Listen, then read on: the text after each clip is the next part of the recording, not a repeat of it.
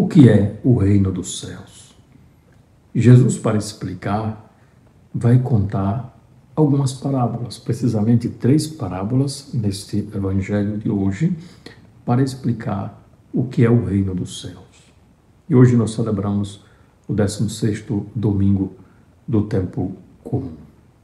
Vamos fazer uma leitura espiritual destas 3 parábolas num tempo assim muito pequeno. Jesus contou outra parábola à multidão. Nós vimos a parábola a semana passada do semeador que semeava, que semeou nos 4 terrenos e quais são os resultados dos terrenos de semear naqueles terrenos. Hoje nós temos uma parábola para explicar o que é o reino dos céus. Tem a boa semente, mas ao mesmo tempo vai ter o joio, colocado pelo diabo, pelo inimigo. Nós temos também uma outra que é da semente de mostarda, que é pequenina, mas que cresce, que se torna grande. É a menor semente, mas depois vai ser uma grande árvore com grande, vamos dizer, bem para os outros quando cresce. E nós temos o fermento. Então são as 6 parábolas de Jesus. Para a primeira, Jesus diz que o reino dos céus é como um homem que semeou a boa semente no seu campo. Mas enquanto todos dormiam, aí veio o inimigo. É por isso que Jesus diz, vigiai, vigiai, vigiai. Porque o inimigo vem sempre querer enganar. Nós devemos vigiar porque esperamos Jesus, mas também devemos vigiar porque o inimigo está como um leão a rugir. Ele está doido para nos enganar. O que ele mais quer é nos enganar. Por enganar significa, parece até que seja de Deus isso daí. Parece que eu começo a ficar acreditando que aquilo é de Deus. Isso é o que tem de... Uma das coisas piores do inimigo é isso. É começar a falsificar. E como nós não temos esse olhar de Jesus, nós não temos esse discernimento de Jesus, nós começamos a acreditar que aquilo que é bom vem de Deus. E nem sempre o que aparece ser bom vem de Deus. Pode ser do diabo. É o caso aqui do joio. Porque esse homem que semeou a boa semente no seu campo, depois o inimigo vem e coloca o joio para quê? Para enganar. Mas aí vai ter um elemento importante que Jesus vai nos ensinar com essa parábola, que é a paciência. Este homem que semeou ficou sabendo que colocaram joios ali. Seus empregados avisaram. Esse homem não teve pressa, esse homem não seguiu o que pensavam esses empregados. Vamos lá, vamos arrancar, vamos separar. Não, calma. Ele diz, deixai crescer um e outro até a colheita. Então aqui para conhecer o reino dos céus, nós precisamos ter muita paciência. Isto é, o caminho de santidade, quem não tem paciência não se torna santo.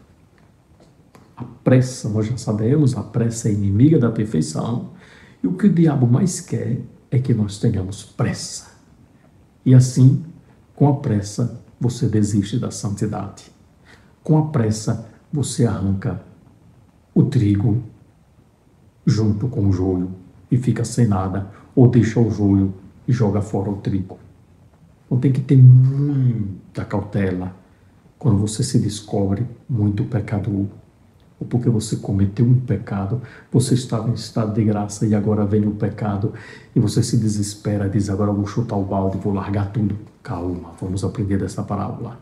Calma, calma, perdoe-se e peça perdão a Deus. Seja humilde.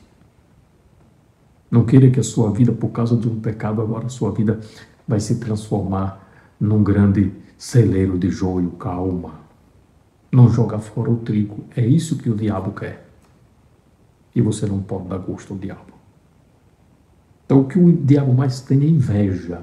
Então, como ele tem inveja, ele começa a falsificar. Cuidado para não se deixar levar pelas falsificações do diabo. E quando descobre a falsificação, cuidado para não destruir aquilo que Deus colocou em você. Cuidado. E depois vem uma outra parábola, que é a semente de mostarda, que o homem pega e semeia no seu campo. É a menor de todas as sementes, mas vai ficar maior do que as outras plantas. E por que isso? Porque Deus é discreto. A graça de Deus é discreta, mas o efeito é grande para aqueles que perseveram. É como se fosse uma continuação da parábola anterior. É a perseverança que nós vamos ver esta planta grande. Primeiro você precisa acreditar. Precisa acreditar que essa sua pequena oração antes de dormir, ela tem efeito na sua vida. Você precisa acreditar que o perdão que você dá ao outro discretamente vai ter efeito na sua vida. Quando você reza por alguém, por aquele que te faz o mal, vai ter efeito na sua vida. E efeito benéfico. É uma semente que vai sendo plantada pouco a pouco e depois você vai ter uma planta grandíssima. Uma planta que vai dar conforto aos outros. Os pássaros vêm fazer ninhos em seus ramos. Então, uma vida doada pelos outros, por amor, na maior discrição, é uma grande abertura para que a graça de Deus faça crescer tudo o que é bom na sua vida. Depois tem o Reino dos Céus é como um fermento. O fermento é discreto.